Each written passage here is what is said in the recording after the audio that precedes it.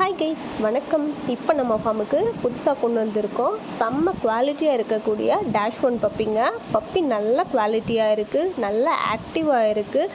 Puppy வந்து male female ரெண்டுமே இருக்குங்க. பப்பி தேவைப்படுறவங்க கீழே இருக்கிற நம்பருக்கு கால் பண்ணுங்கள். மறக்காமல் நம்மளோட சேனலை சப்ஸ்கிரைப் பண்ணுங்கள். Thank you guys. வாழ்க வளமுடன்.